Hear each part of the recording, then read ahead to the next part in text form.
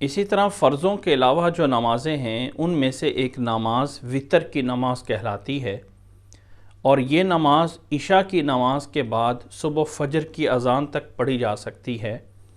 اور یہ نماز جو وتر کی نماز ہے یہ عشاء کی نماز کا حصہ نہیں ہے، یہ ایک الگ سے رات کی نماز تہجد کی نماز کا حصہ ہے۔ عموماً اسے عشاء کے بعد پڑھا جاتا ہے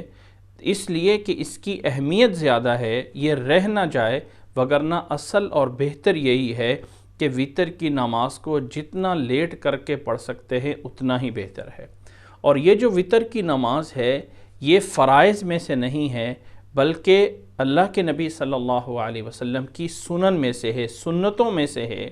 ہاں اس کی اہمیت زیادہ ہے کہ اللہ کے نبی صلی اللہ علیہ وسلم سفر میں ہیں یا حضر میں ہیں، کسی حالت میں بھی اس نماز کو اللہ کے نبی صلی اللہ علیہ وسلم نے نہیں چھوڑا ہے۔ اللہ کے نبی صلی اللہ علیہ وسلم وتر کی نماز کے بارے میں یہ بیان فرماتے تھے کہ اجعلوا آخر صلاتکم وترا، کہ رات میں سب سے آخر میں جو نماز پڑھنی ہے سونے سے پہلے وہ جو ہے وتر کی نماز پڑھی جائے۔ یا رات کو جب بھی انسان کو کوشش کرنی چاہیے کہ اگر رات کو انسان نوافل تہجد کے لیے اٹھتا ہے تو وتر اس کے آخر میں جا کے جو ہے وہ پڑھنے چاہیے۔ تو وتر رات کی نماز کا حصہ ہے، نہ یہ ہے کہ وہ عشاء کی نماز کا ایک حصہ ہے۔ ویسے اس کو عشاء کے بعد پڑھا جاتا ہے تاکہ انسان جو ہے وہ رہ نہ جائے۔ اللہ کے نبی صلی اللہ علیہ وسلم نے وتر کی جو ہے وہ زیادہ پابندی فرمائی ہے باقی سنن کی بنسبت۔ حضرت جابر رضی اللہ تعالیٰ عنہ فرماتے ہیں کہ رسول اللہ صلی اللہ علیہ وسلم نے فرمایا، من خاف اللہ یقوم آخر اللیل فلیوتر اولہ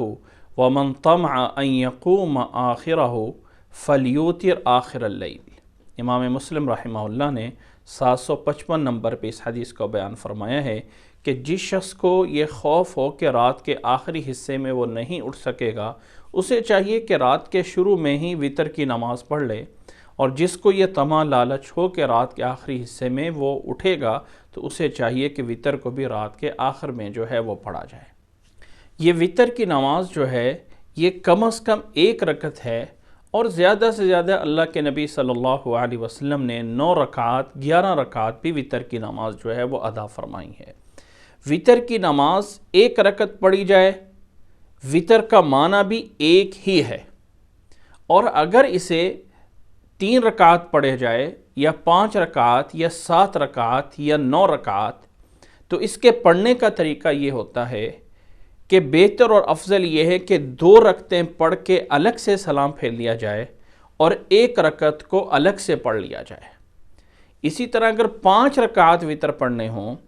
تو 2 رکعتیں کر کے الگ سے پڑھ لیا جائے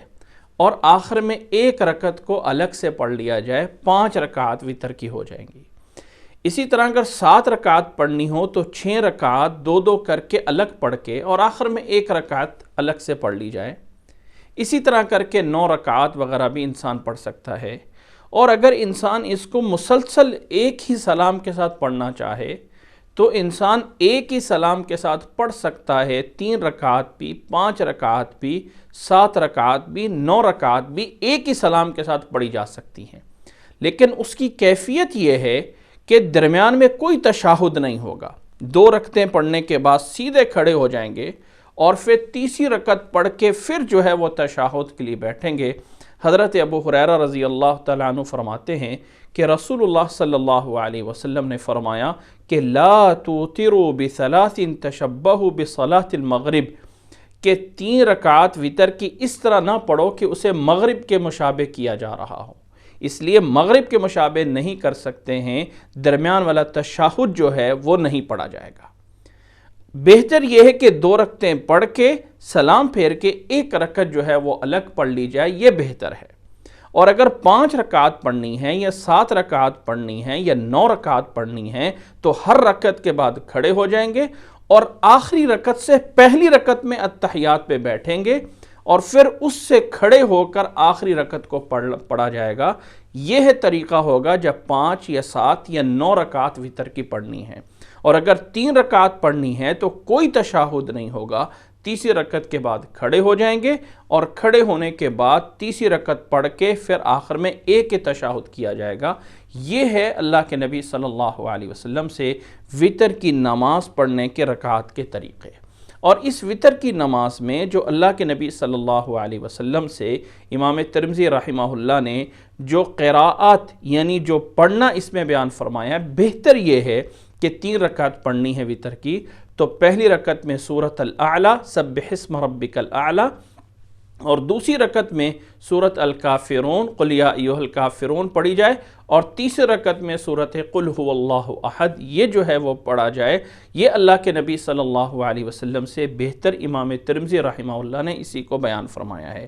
یا یہ ہے کہ تیسری رکعت میں سورۃ اخلاص کے ساتھ ساتھ سورۃ فلق اور سورۃ ناس کو بھی ساتھ جو ہے وہ ملایا جائے۔ اللہ کے نبی صلی اللہ علیہ وسلم کی وتر کی نماز میں یہ قرات ہوتی تھی۔ اگر کوئی اور بھی سورت پڑھ لی جائے تو اس میں جو ہے وہ کوئی حرج نہیں ہے۔ اور وتر کے اندر آخری رکعت میں رکوع سے پہلے جب قراءات سے فارغ ہو جائیں تو اس وقت اللہ کے نبی صلی اللہ علیہ وسلم سے ایک وتر کی دعا پڑھنا ثابت ہے۔ حضرت حسن بن علی رضی اللہ تعالی عنہما فرماتے ہیں، حضرت حسن رضی اللہ تعالی عنہ کہ علمنی رسول اللہ صلی اللہ علیہ وسلم کلمات اقولہن فی الوتر،